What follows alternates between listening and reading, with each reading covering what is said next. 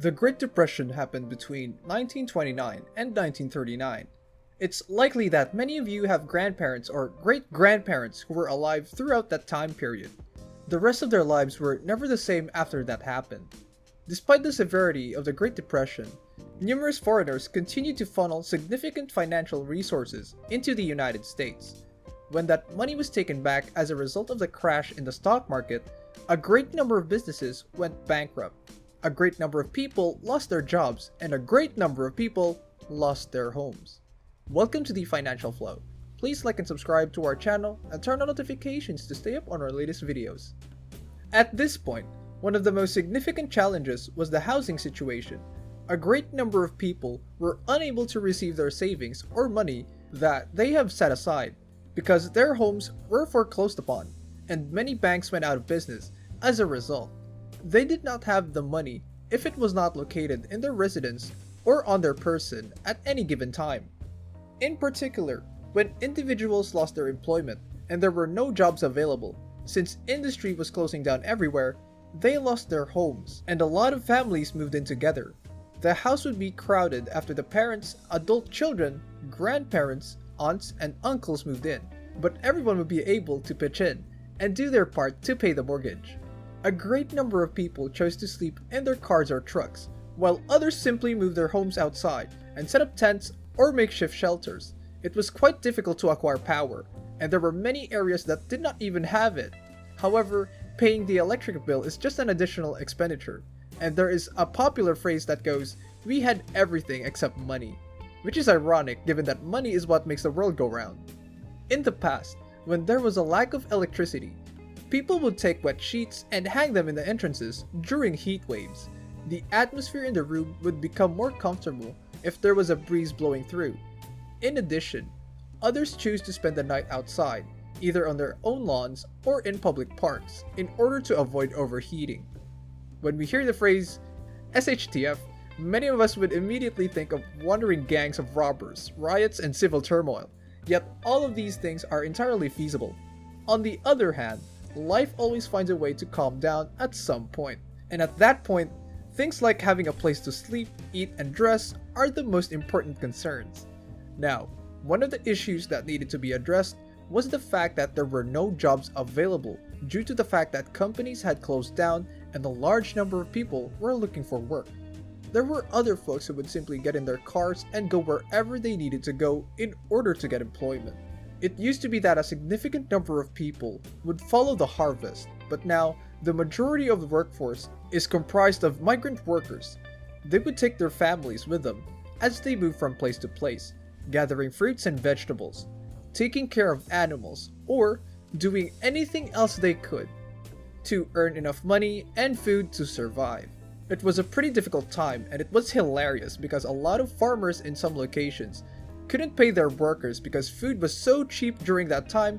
As a direct consequence of this, a great deal of crops went bad. And another direct consequence, many people in other locations perished from starvation.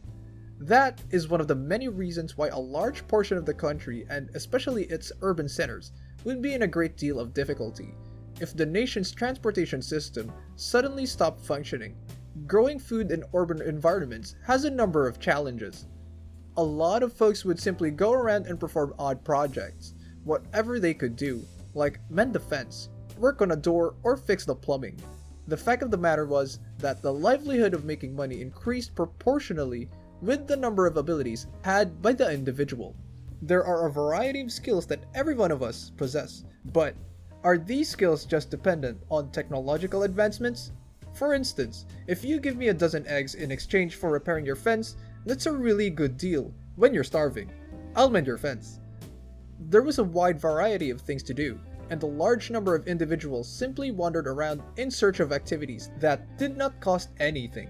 Another issue to consider is the fact that our society is moving toward becoming less dependent on the use of cash, because using your credit card or debit card is so much more easy than carrying cash. Many of you don't even carry cash with you anymore. Having some cash saved is exactly the same as having money in the bank. You possess it. And in the event that things do not go as planned, you will have something upon which to rely. You get more time. and it has the effect of calming you down at the same time. She supported herself financially by acting as a hairstylist from time to time. People would go to her residence to get their hair cut, and she would charge them a nominal fee for the service. This resulted in the family having an increase in their available funds, which they used to pay for essential items. A significant number of women went to the employees' quarters and immediately began preparing meals for them. The employees would pick up the meals and pay the ladies for their services, which would allow women to assist their families once more and ensure their survival. Now, as a result of the prolonged nature of the Depression, which lasted for 10 years, people's clothing was tattered and ragged. A significant number of people no longer possessed the ability to sew their own clothes or repair their own garments by sewing patches on them. One of the things that I found amusing was that instead of throwing away the rubber from old tires, they would utilize it to resole their shoes. It would be difficult to insert big needles or anything else through the tire rubber in order to attach the tire to the leather. This demonstrates, among other things, how important it is to have appropriate equipment at your disposal when attempting to repair and fix things. Food comes in last, but it isn't the least important. We are all aware of how essential food is, yet despite this, our gardening skills have declined over the years since we no longer spend as much time in our gardens as we once did. Even if all you have room for is a little garden in your background, it's still vital to learn how to cultivate because you never know when you might need some fresh produce. Heirloom seeds have the advantage over hybrid seeds because they cannot preserve the seeds from hybrid plants and use them to grow the same plant again. This is another reason why heirloom seeds are superior. People generally grew enormous gardens during the time of the Great Depression, since it takes a great deal of food to sustain a family for an extended period of time.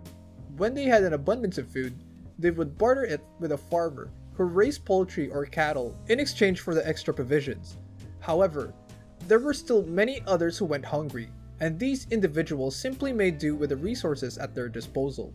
For instance, during the Great Depression, individuals would make a soup called depression soup out of whatever random things they could find and throw together. There were instances when the flavor wasn't very enjoyable, but there were also times when it was absolutely delicious. There are a lot of people who don't store a lot of food at home, since they get to choose the majority of their meals elsewhere. Even if they did have it, it is unlikely that they would know how to prepare it properly.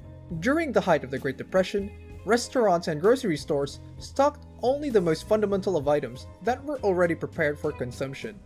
It takes a certain level of expertise to be able to process the food that you have stored for a long period of time, even though you may have a lot of it as we do. If you want to make something delicious out of those dried beans and rice, you need to have the knowledge to mix them together properly. One of the most important aspects was the establishment of community gardens in which individuals would tend their own individual plots of land and raise food. If you've never skinned a rabbit, deer, or whatever else you're planning to hunt before, or if you don't know anything about wild edibles, now is a very essential moment to learn how to accomplish those things. You might also do some study on the Great Depression to find out what really took place during that time period, which could provide you with a lot of helpful ideas. We frequently have plans and thoughts about bugging out, bunkering in, and other such topics, but we don't really get down to the nitty-gritty of everyday life. During the time of the Great Depression, neighbors and friends looked out for one another in order to survive. This is the single most important thing I want you to take away from this.